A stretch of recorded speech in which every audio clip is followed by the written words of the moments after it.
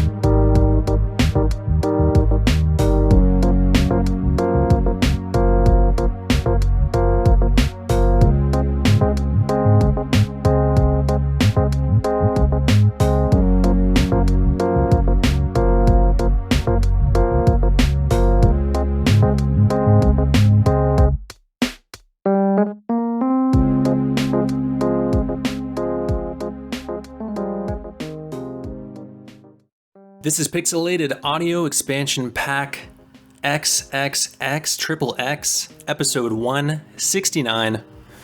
Welcome to Pixelated Audio. My name is Gene.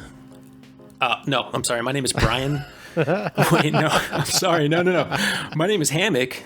And this is not KVGM The Last Wave. This is Pixelated Audio. And I am joined by your normal host, Brian and Gene. Hey.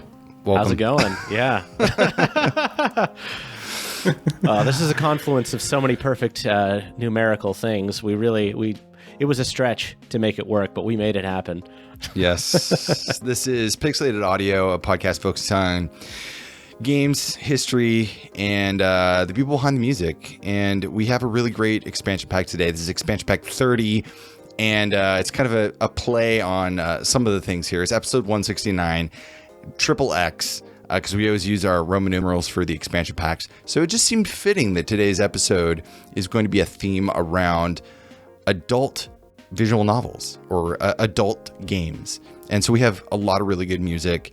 And I'm excited because this is an expansion pack. So it's a lot of music that we haven't listened to together yet. And so we're going to explore it together. I have a few orders of business at the top of the show before we go on. First off, loyal listeners will remember that episode 69 was a golf episode, Neo Turf Masters, with guest Takashi Hiyamura, which was an amazing show. Go back and listen to that one. It's a great day for golf. Yes. And related, Craig Stadler, who joined us last episode, is 69 this year. Nice. I'm Craig Stadler. So, what do you know? Such a sexy episode. Yeah, he'll actually be joining us a little bit for this episode. In fact, Craig, what is the theme of today's show? Think you can get it inside mine? Oh, God. Oh, boy. Yeah, well, that's about the size of it. So what are we doing here today, everybody? Okay, like I said, we're talking about music from adult games. And this is something that's pretty well known in, the game music circle. Adult visual novels have just incredibly well-written music, and it expresses a lot of feeling and emotion that go into bringing the player into this, erotic world. And so there's a big portion of these games and the development that really kind of started coming to fruition in the early Japanese PC market, because that's when the graphical capabilities were getting more impressive, and they were able to illustrate a lot more, and they were able to tell richer stories. And so I think it blossomed from that PC era, that early PC era, and then spanned to a lot of other platforms. Not so much console era, but there's the Windows scene when that started coming up in Japan, and there's some stuff on the MSX, and just other kind of, I guess, more of the personal computer market. I don't know if you know this, folks, but sex sells in all markets. So it's kind of the it sells. Yeah, it's oldest business in the world, right? And so games are no different. Well, we talked so many times about game companies that got their foot in the door by doing adult video games, because there was always a market for that, right? So a lot of up and coming composers or game designers or programmers, there was a need, and they filled that need. And so that's how they moved on to different spots in their career. So we got a lot of really great music today. Let's talk about that one we came in with, Hammock. That was your pick. Tell us about this. Yeah, that was my opening track. I figured I'd ease us into this real nice and slow, real gentle. That was called Emily Mellow from the PC game Futa Fix Dick Dine and Dash. And the composer on that one is Gentle Breeze. That's gentle with 1-3. Yeah, I figured this would be a nice way to kind of open the show. And this is from a recent game. The title pretty much says it all, so you don't really need to go into what the game is actually about. But it's got a really good soundtrack. And Gentle Breeze is I think an American composer. He's got some stuff up on his SoundCloud. But some really good music in this game, for sure. Cool. Could you tell us about the game? When did it come out? I believe it came out this year. Let me just double check that. So this game came out in 2020, so fairly recent. Nice. And you play a lot of this sort of music on your show. I always get a laugh out of all of the little stories you come up with when sort of skirting around the topic and making it entertaining without being gross. So hats off. Yeah. Yeah, if you've ever listened to The Last Wave, and I'm sure some people have, they listen to this show, but probably 69% of the music I play is from visual novels, adult visual novels, and nice. Great music, a lot of jams, really inappropriate stuff for a lot of these games, so it is kind of fun to play with the storylines and try to make it as kid-friendly as possible. Yeah. It's a tough one. Because a lot of the games start out really sweet and innocent, and then very quickly take a turn. So, we've covered a few visual novels, adult, games and stuff on this show. And, we try to keep it as, as light as possible around the actual details. But, some of it's a little unavoidable, and especially for the older stuff. So, yeah, that's true. They jump right into it. Some of our favorite composers, though, job's a job. So some of those guys got started way back in the old days on some of these gigs, and they were still writing some bangers, if you will. I think this whole show is going to be full of stupid double entendres like that. So I think we should jump into it, right? Who's up first? Different order than last time, I think. Then why don't we go Gene, Hammock, then me, and we'll just keep that rotation. Cool. All right. So I consider myself something of a games historian. So we're starting off with the very first English localized erotic game. This is Cobra Mission Panic in Cobra City, published in 1992 by Megatech, the working designs of erotic visual novel games. This track is called House of Leathers and Chains. I believe it's some sort of hardware store. Nice.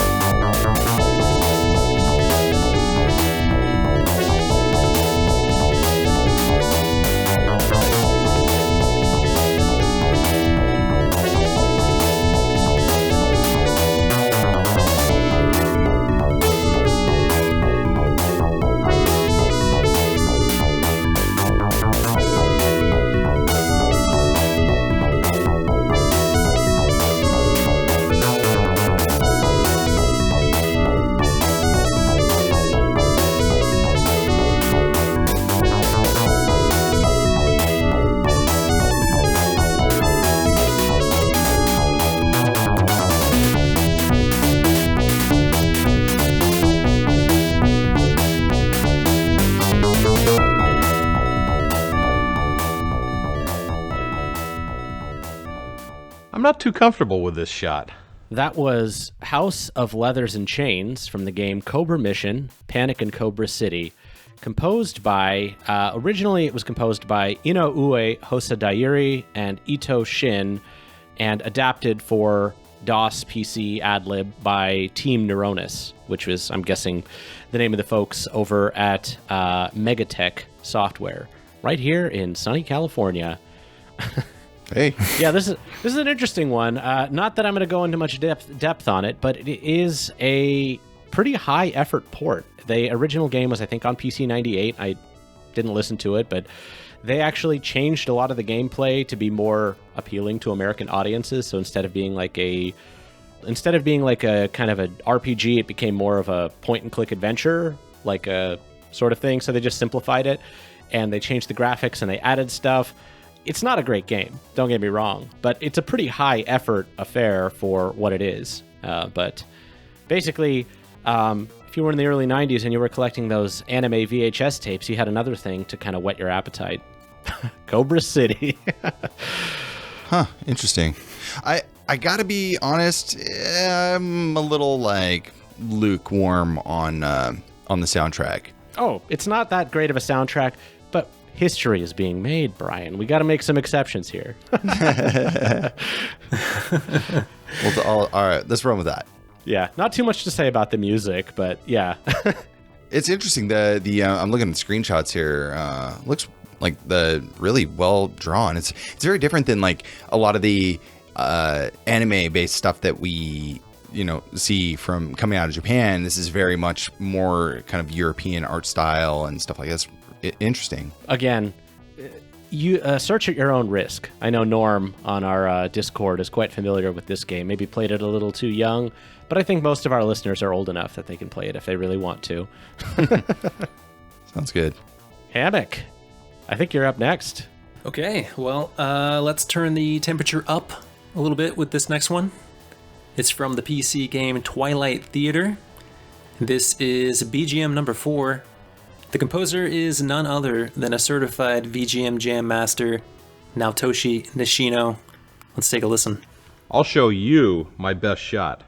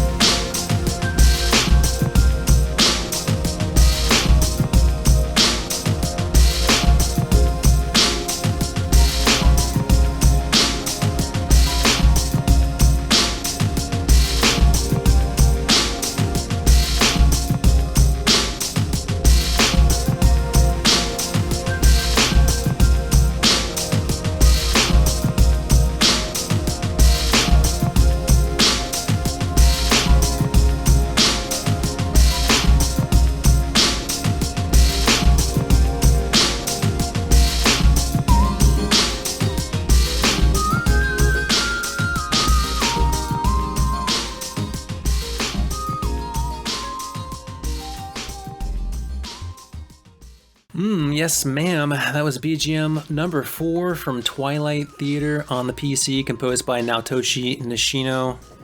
This track ain't playing around. It's business in the front, party in the back. Great shot, right down the middle.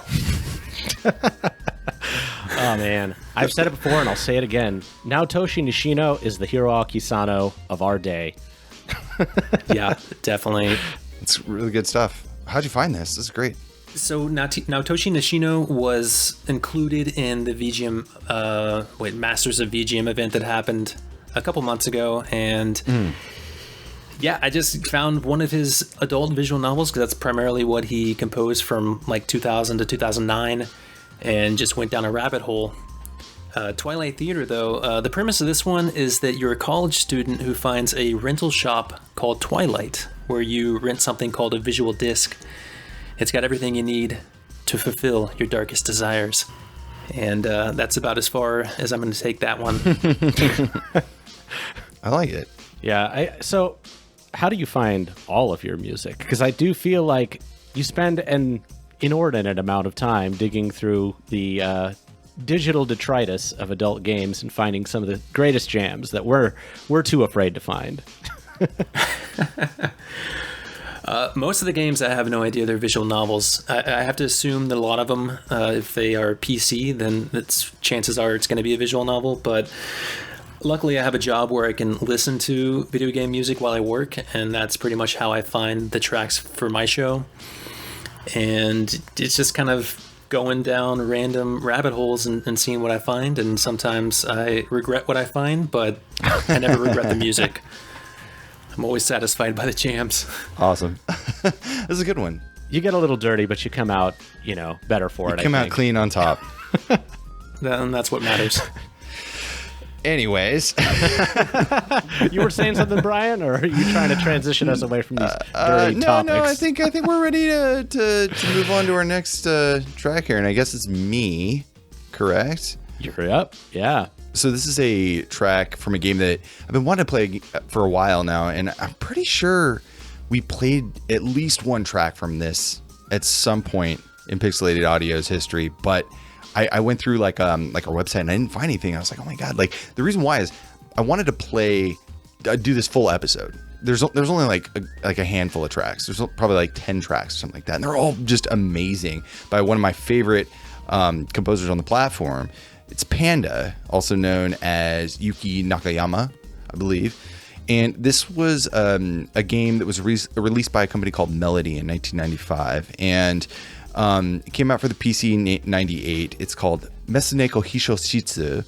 And that roughly translates to like cat lady secretary or something like that. Is there any other kind? I mean, I don't know. Let's take a listen.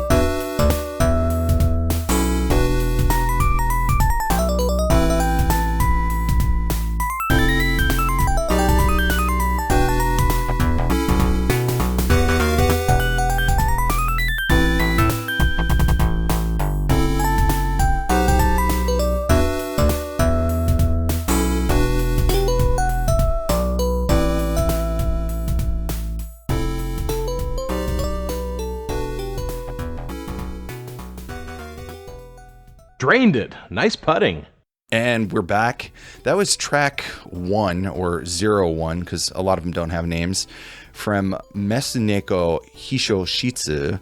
And this is composed by Panda or Yuki Nakayama for Melody, and came out in 1995 for the PC 98. And I picked this track just because it's been kind of in the back of my mind for a while, and I could have sworn we played a track from it. So I looked through and I'm like, well, we didn't. So I guess now is a perfect time to do it.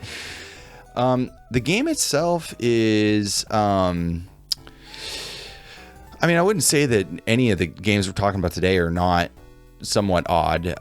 But there's this company that specializes in headhunting and finding and recruiting capable employees for big different companies, and there's a new client that is representing the company and has recently concluded. I'm reading this description from some I'm not sure if it's from Moby or something like that, but anyways, there's an American software firm that needs a new secretary, and the problem is the last headhunter was given a similar request, has gone missing.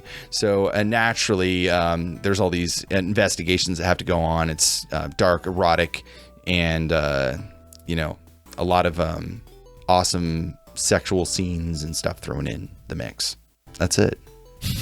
That was a jam. I mean, I when I think of PC 98 visual novel music, that's exactly what I picture. That's exactly what kind of draws me to this genre of music, is this bouncy, and it's got that cool little like synthesized piano solo in there. It's just kind of tickling the keys. It really does have a nightclub vibe.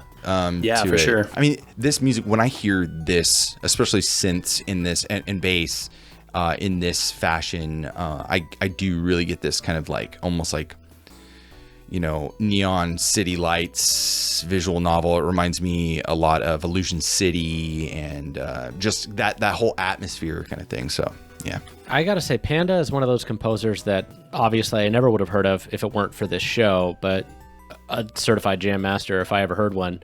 I remember we did the show on what was the one, Heart Heat Girls. Oh yeah. And Panda was, I think, either the main composer or the only composer on it, and that whole thing was just, yeah, it was Panda for sure. Yeah, it was gold top to bottom. And I need to look. It's kind of annoying with a name like that, though. It's really hard to find other soundtracks by this person unless it's been put into a convenient format for us Westerners that don't read Japanese.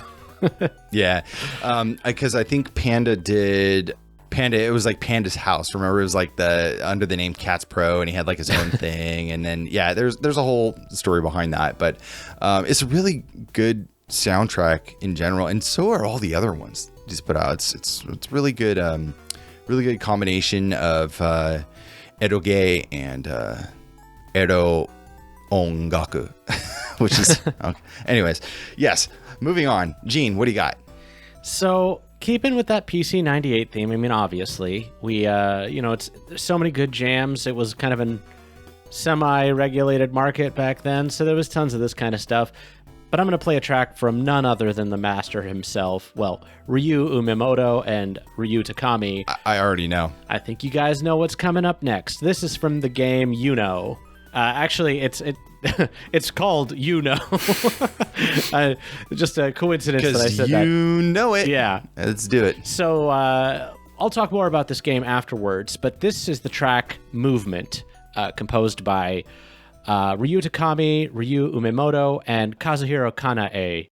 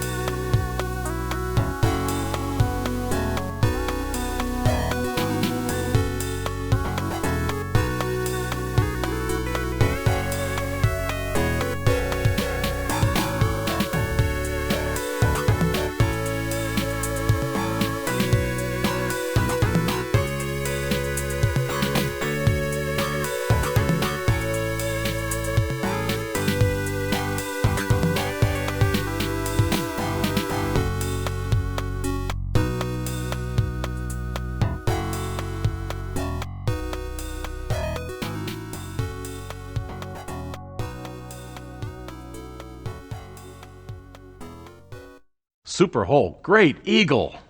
All right, that was the track Movement from the game Inoue, a girl who chants love at the bounds of this world. I'm not going to try to pronounce it in Japanese, but that is the subtitle.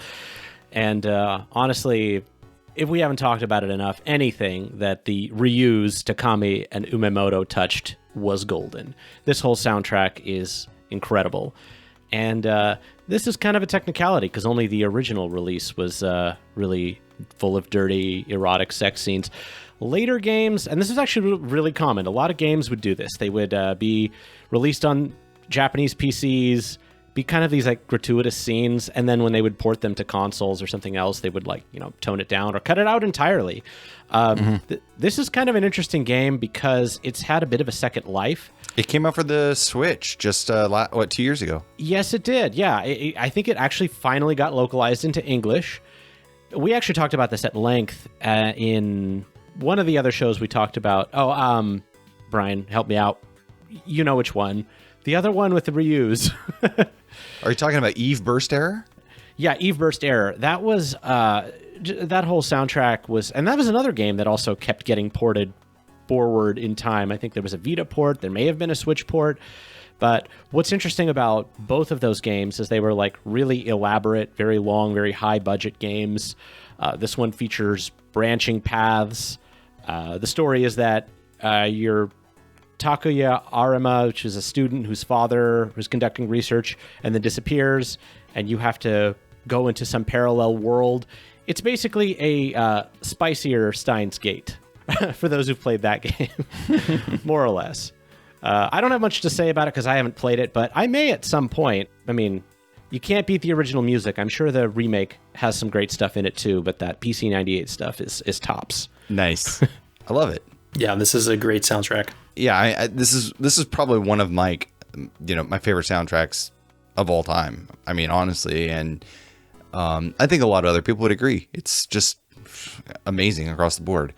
This is one of those things that actually got me wanting to explore more and more and more PC 98 music and PC 88 music, especially around Umemoto's time. And I really learned a lot, especially during that, those years of searching and discovering.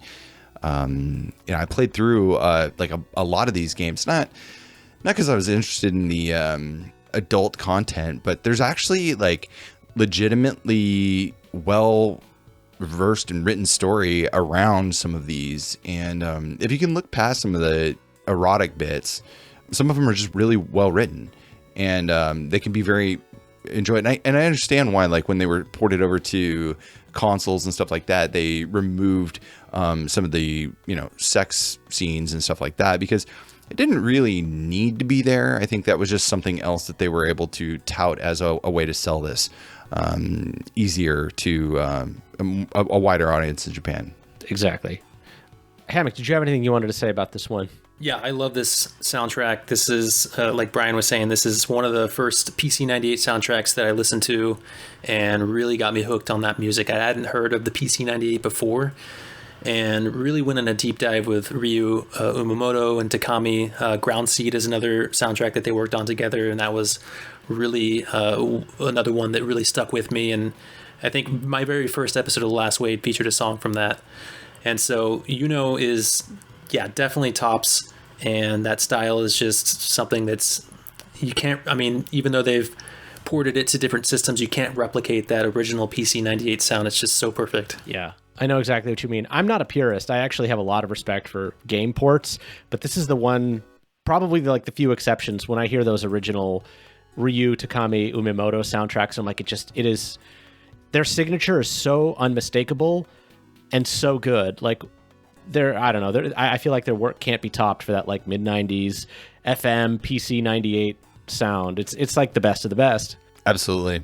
All right.